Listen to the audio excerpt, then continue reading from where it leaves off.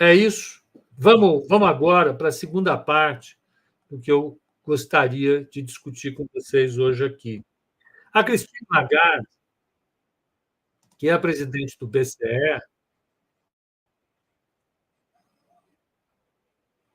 falou o seguinte: olha, parece que o BC vai se sentir mais confortável se reduzir a taxa de juros no verão. Quando é que começa o verão deles? Começa quando começa o nosso inverno. Quando é que começa o nosso inverno? Agosto, setembro, julho. Então é junho, julho.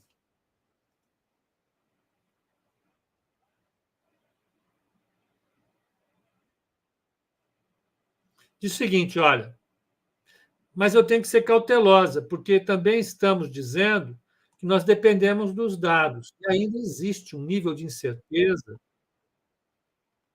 e sobre alguns indicadores que não estão ancorados no nível que nós gostaríamos de ver. Qual? Inflação.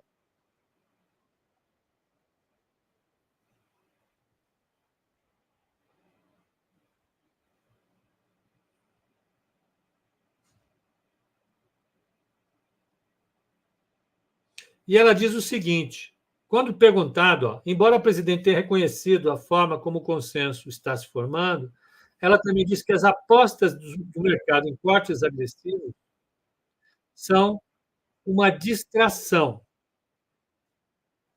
Ela disse que essas apostas do mercado em queda de taxa de juros não estão ajudando a nossa luta contra a inflação. Se a expectativa é tal que ela é muito alta em comparação com o que provavelmente acontecerá. Então, ela está dizendo que apostas baixistas do mercado não ajudam na luta contra a inflação. Então, se você pegar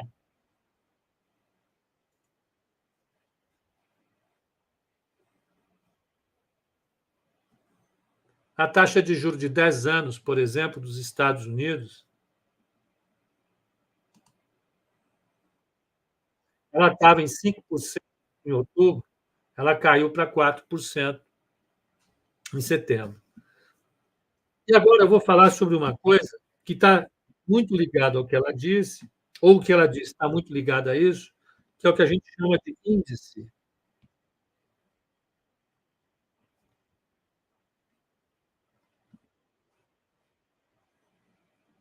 de condições financeiras.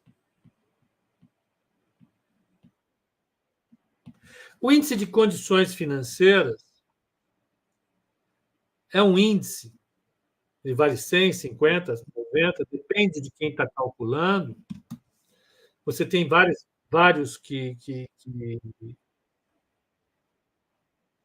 instituições que calculam. Vamos colocar aqui Fed, Financial Conditions Index. Vamos pegar, ó, vai ter um monte.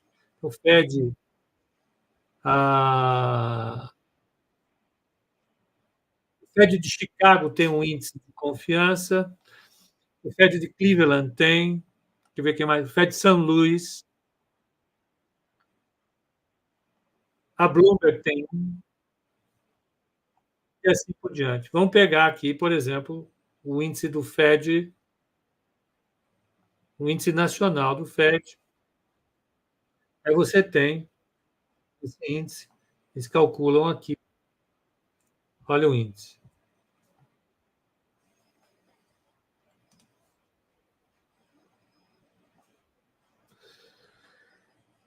E o que esse índice faz? Esse índice, ele é uma cesta, como todo índice, né? Então vamos lá, é uma cesta com, normalmente ele é feito com taxa de variação, pode ser também em nível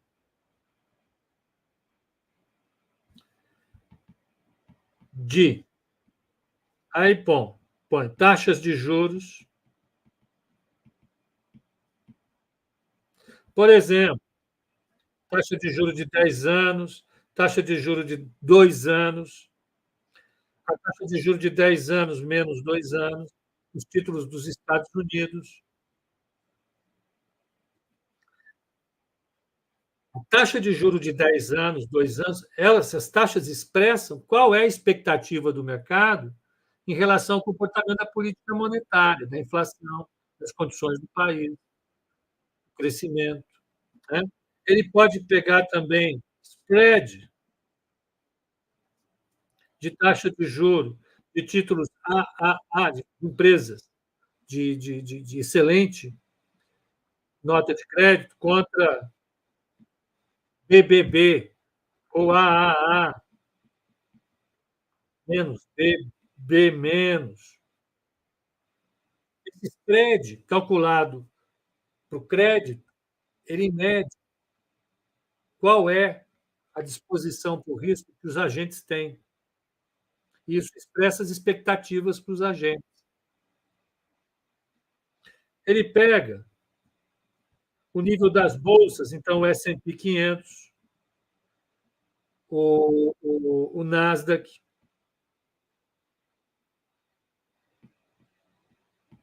ele pega o, o VIX, vai pegando uma série de índices. Aí ele pega esses índices, bota numa cesta, pega esses dados, bota numa cesta, e essa cesta indica o estado de confiança, o estado do mercado.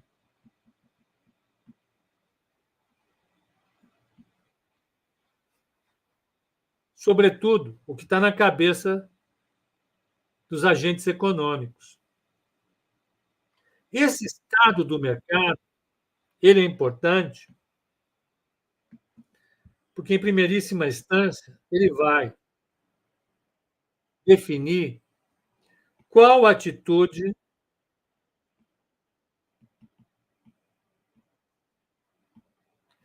que os agentes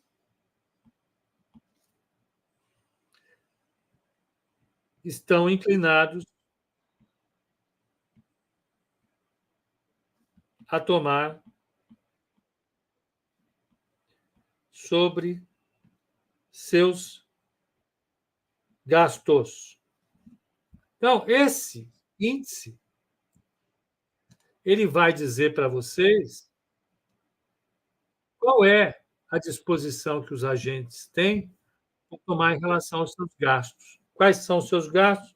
Podem ser gastos de investimentos, as empresas podem contratar mais, contratar menos, formar mais estoques, formar menos estoques, comprar mais máquinas, vender mais máquinas. As pessoas podem decidir comprar uma residência ou não, e os gastos de consumo.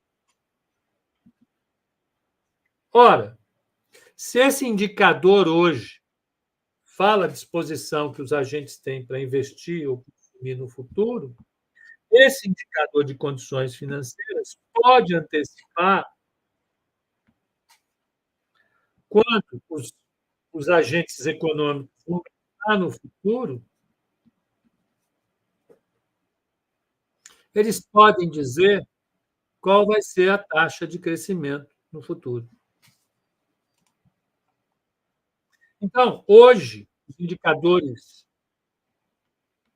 de condições financeiras, eles podem indicar o quanto vai ser a taxa de crescimento do PIB no futuro. Então, se você pegar pelos trimestrais, quanto está o índice de condições financeiras, ele pode se comportar assim. A esperança de quem constrói índice de condições financeiras é que, se você pegar uma série do PIB, a série do PIB seja mais ou menos assim. Uma defasagem de tempo, o PIB tende a acompanhar isso, né. Aqui tem uma defasagem temporal, desculpa, vamos chamar isso de defasagem, vamos dizer, um delta T, mas as condições financeiras de hoje podem indicar o que vai acontecer com a taxa de crescimento futuro. Então, quando a Christine Lagarde fala que o mercado não está ajudando muito, o que quer dizer isso? Quer dizer que o mercado pode estar operando a taxa de juros de 10 anos, ou a taxa de juros de 2 anos, ou os spreads de crédito, ou o S&P 500, Nasdaq, VIX, eles podem estar melhorando muito, e esse otimismo pode induzir os agentes a tomarem decisões de gasto que façam o investimento subir, o consumo subir, subindo o investimento e o consumo, isso pode jogar a taxa de crescimento para cima. Jogando a taxa de crescimento para cima, isso não colabora com a política monetária que o BCE está ajudando, está tomando, que é: eu vou puxar a taxa de juros, isso faz a taxa de crescimento cair. Caindo a taxa de crescimento, a inflação cai, a inflação converge para a meta.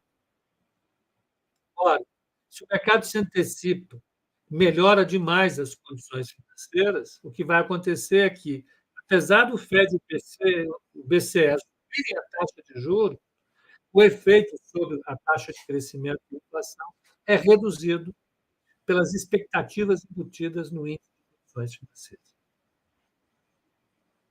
Legal, né? Funciona? Funciona. Você tem vários trabalhos, sobretudo do Fed de Nova York, tem um índice de confiança do Fed de Nova York, que antecipa bem os ciclos econômicos. É legal isso. E mostra como as expectativas acabam afetando, de fato,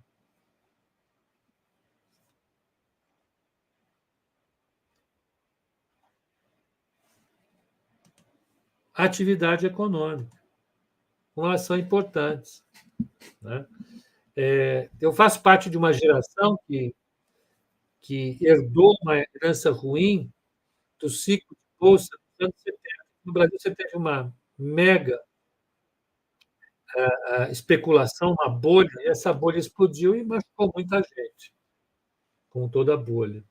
O que aconteceu foi que as gerações que estiveram presentes nesse negócio ficaram muito traumatizadas com bolsa. A minha geração ouviu muito empresários, investidores, políticos dizerem que bolsa é cassino, bolsa é especulação, causa de especuladores, etc.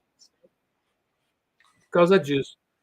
Dizendo que a bolsa não tinha vínculo nenhum com a economia. Esse índice de condições financeiras, ele é uma amostra de como a bolsa, por exemplo, se relaciona com o ciclo econômico. Tem um canal aí que a gente chama de expectativas, que é muito importante. Né? Então, quando o Lagarde diz que o mercado não está ajudando no combate à inflação, o mercado subiu, as bolsas subiram no mundo todo, as taxas de juros caíram, a volatilidade caiu. Nós falamos sobre volatilidade hoje. E a volatilidade caiu bastante, passou de 20 e tantos para 13, 14, hoje 15. E isso desajuda, atrapalha o trabalho do Banco Central Europeu e do Fed. Por quê? Como o mercado antecipa muito os bons resultados da política de aperto, não tem aperto na economia. É claro, dependendo do país, isso pode dizer apenas que a credibilidade do Banco Central é tão alta que, quando ele sobe a taxa de juros, a economia já se estabiliza, sem custo elevado para os agentes. Ou seja, o custo de estabilizar a inflação é mais baixo em sociedades que têm bancos centrais com bastante credibilidade. Por quê? Porque, apesar de subir a taxa de juros, as consequências sobre o ciclo econômico são mais baixas e a inflação cai com um custo menor. Tá legal. Então, o objetivo era falar um pouco sobre esse índice de condições financeiros e está aí. É isso. Vocês podem consultar na internet, tem bastante gente falando sobre isso hoje.